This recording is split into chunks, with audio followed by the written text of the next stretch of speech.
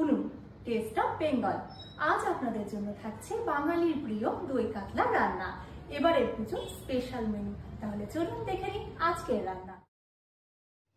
দই কাতলা রান্না করার জন্য অতি অবশ্যই কিন্তু লাগবে কাতলা মাছ। প্রথমে কড়াইতে আমরা তেল গরম করে নিচ্ছি, আর তেল গরম হলে তাতে মাছগুলো আমরা খুব ভালো করে ভেজে নেব। কড়াই থেকে যতক্ষণ না ধোঁয়া উঠছে ততক্ষণ কিন্তু কড়াইতে মাছ দেবেন না। মানে মাছ ভাজার জন্য যে তেলটা গরম করতে দিয়েছেন সেটা যদি ভালো করে ভাজা না হয় তাহলে কিন্তু মাছ ভেঙে যাবে। মাছগুলো আমরা খুব কড়া ভাজবো না, হালকা করে ভাজবো। আর কড়াইতে মাছ ভাজা হয়ে গেলে তাতে আমরা গোটা গরম মশলা অর্থাৎ এলাচ, দারুচিনি আর লবঙ্গ দিয়ে দেবো। সাথে দিয়ে দিচ্ছি তেজপাতা। ফোড়নের গন্ধটা যখন উঠে আসবে তখন কিন্তু এর মধ্যে এবার মশলা দিয়ে দেবো। এখানে দুটো বড় সাইজের পেঁয়াজ আমরা পেস্ট করে নিয়েছি। বড় সাইজের 8 পিস কাতলা মাছ আজ রান্না হবে, আর এর জন্য দুটো পেঁয়াজ বাটা আমরা খুব ভালো করে ভেজে নিচ্ছি। সাথে দিয়ে দিলাম আদা, রসুন আর কাঁচা লঙ্কা বাটা। এই আদা, রসুন আর কাঁচা লঙ্কা বাটা আমি দিয়ে দিচ্ছি 2 চামচ। এই রান্নায় আজ কোনো হলুদের ব্যবহার হবে না বা লাল লঙ্কার গুঁড়োরও ব্যবহার হবে না, তাই আমি শুধু লবণ দিয়ে মশলাটা ভেজে নিচ্ছি। তবে আপনি হলুদ বা কাশ্মীরি বা যে কোনো লাল লঙ্কার যদি ব্যবহার করতে চান তাহলে কিন্তু করতেই পারেন। হালকা আছে আমি মশলাটা ভাজছি আর তার সাথে অন্য একটু কাজ করে নিচ্ছি। নামটি যখন দই কাতলা তখন তো দই আবশ্যক, তাই না? দইটা আমরা সামান্য নুন আর চিনি দিয়ে খুব ভালো করে ফেটিয়ে নিলাম।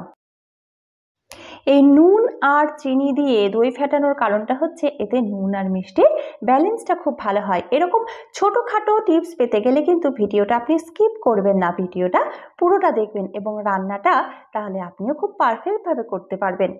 দই দিয়ে মশলাটা আমরা আরও কিছুক্ষণ ভেজে নিচ্ছি। মশলা থেকে তেল ছেড়ে আসছে আমরা দেখতেই পাচ্ছি, আর সাথে দিয়ে দিচ্ছি চিড়ে রাখা কাঁচা লঙ্কা। কাঁচা লঙ্কা আপনি কটা দেবেন এটা সম্পূর্ণ নির্ভর করবে আপনার এবং আপনার বাড়ির সবার ঝাল খাওয়ার উপরে।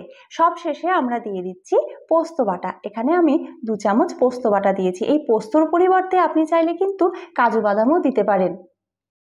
হলুদ না থাকলেও বোঝাই যাচ্ছে দেখে যে মশলা থেকে কিন্তু তেল ছেড়ে এসেছে, অর্থাৎ মশলাটা আমাদের কষানো হয়ে এসেছে। আর পোস্ত দেওয়ার পর খুব বেশিক্ষণ আমরা কষাবো না, তবে সামান্য একটু জল দিয়ে দিয়ে মশলাটা আরেকটু ভালো করে আমরা ভেজে নিচ্ছি।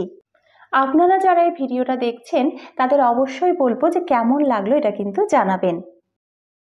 এবারে আমি কড়াইতে ঝোলের জন্য জল দিয়ে দিচ্ছি। এই রান্নাটা কখনো খুব বেশি ঝোলের হয় না, একটু শুকনো বা গা মাখা টাইপেরই হয়, তাই খুব বেশি জল যেমন দেবো না তেমনি কিন্তু জলের পরিমাণটা খুব কমও দেবো না। কারণ মাছ যেহেতু আমরা খুব কড়া করে ভাজিনি, একটু হালকা ভেজেছি, তাই মাছটা আমরা মিনিট 5 এই জলে বা ঝোলে ফুটিয়ে নেব, নইলে কিন্তু আষ্টে গন্ধ আসতে পারে। একেবারে আঁচ কমিয়ে আমরা এভাবে মাছটা ঝোলের মধ্যে ফুটিয়ে নিচ্ছি। আর এই সময় চাইলে আপনি কিন্তু একটু ঢাকনা দিয়ে ঢেকে দিতেও পারেন।